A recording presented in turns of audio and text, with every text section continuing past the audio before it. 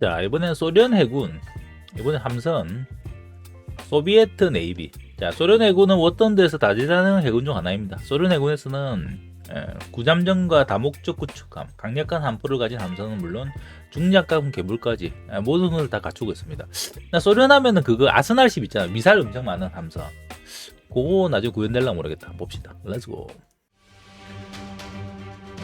우리나라에서 아스날십 뭐 한다는 말도 있긴 있었어요. is one of the most versatile in War Thunder. It includes swift anti-submarine ships, all-purpose destroyers, sniper vessels with powerful guns, and heavily armored giants. In this new Book of Records video, we will highlight the 가장 most 뛰어난 함선, outstanding Soviet ships, 소련에서 the fastest, the most heavily armored, and the most formidable.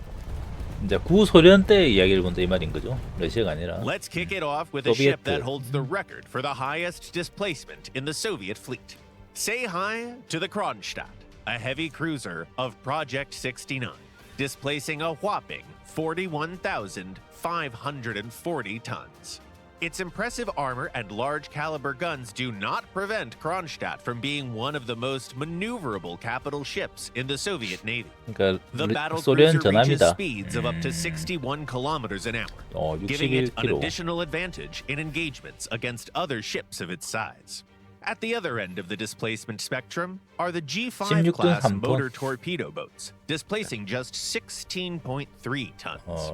These nimble but lightly armed vessels are an excellent introduction. 예전에 to the 연하남 타고 Soviet 이제 Union's 베선남 coastal 해부를 fleet. 했거든요. 그런 게 있잖아 막 함포들의 그 뭐냐 함포 사이를 헤치고 들어가서 막 어뢰 쏘고 이런 거 해봤더니 근처 가니까 자동 샤격이 죽더라고요.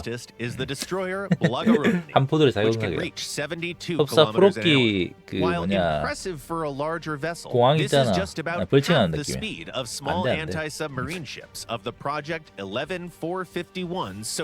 With two gas turbine engines producing 20,000 horsepower each and Two an gas excellent turbine transmission engine. system, these hydrofoil-equipped vessels can reach 야, speeds of up to 120km. 120 오. kilometers an hour. Thanks to their superb maneuverability, decent 좀 빠르게 and an 뭐냐 arsenal of 8 이동하는 torpedoes, 그 배들은 Sokol 보면 MPKs 앞에 are 다리가 an excellent 달렸더라고. choice 저거 for 있죠. capturing 네. objectives and ambushing 국가마다 있더라고요. destroyers.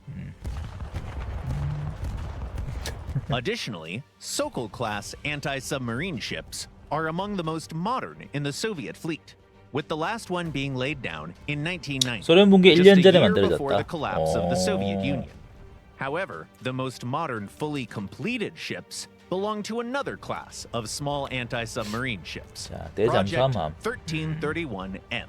The last vessel in this series, designated MPK-229, was laid down at a shipyard in East Germany in 1988. 동독에서 In 만들어졌다. 1990, it joined the fleet and remains in service today under the name Kalmykia.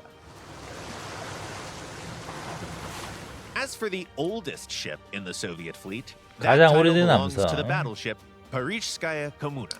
Just like the anti-submarine ship 오래된 Kalmykia, 전함. which survived the collapse of one country and was transferred to another, Parizhskaya Komuna witnessed numerous historic events. Originally laid down in early June 1909 as the battleship Sevastopol, 야, it played a 1909년에 significant 만들어졌어. role in 그 several 요게 그치 Imperial Navy 단도시죠. operations 요거 during 보는 World 거. War I.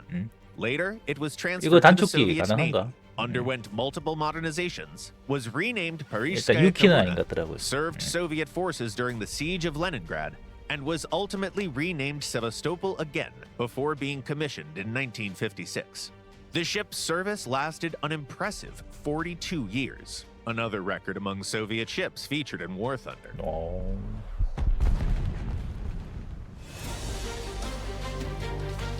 The shortest service record is shared by 3 ships. 가장 The 짧은 기간 battleships 운영된 Arkhangelsk 함선. and Poltava, both of which served for 5 years, and Imperatrica Maria, which lasted just 1 year. 1년? Their stories differ significantly.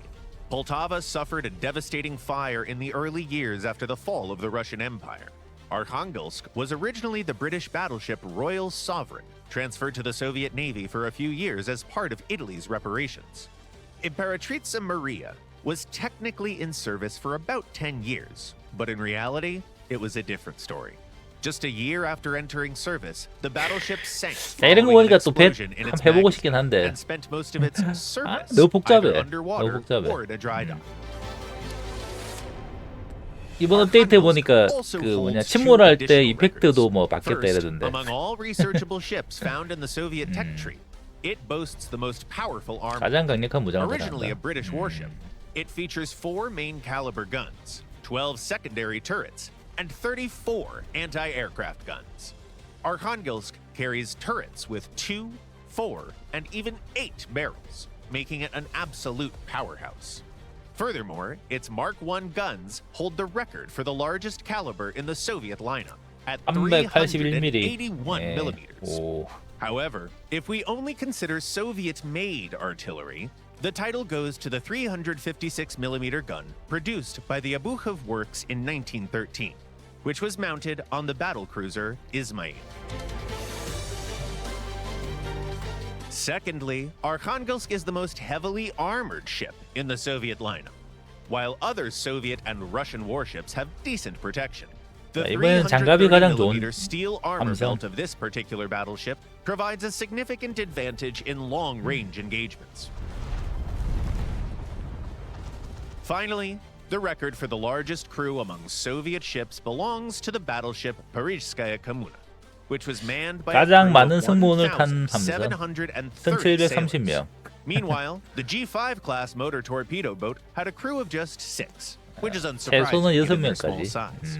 Speaking of smaller vessels, we simply have to mention the late model MBK-161, an armored gunboat with one of the most powerful salvos in the Soviet lineup. It carries a total of 5 guns, including 2 F-34 cannons, the same ones used on T-34 tanks, 3 smaller caliber cannons, and 2 machine guns.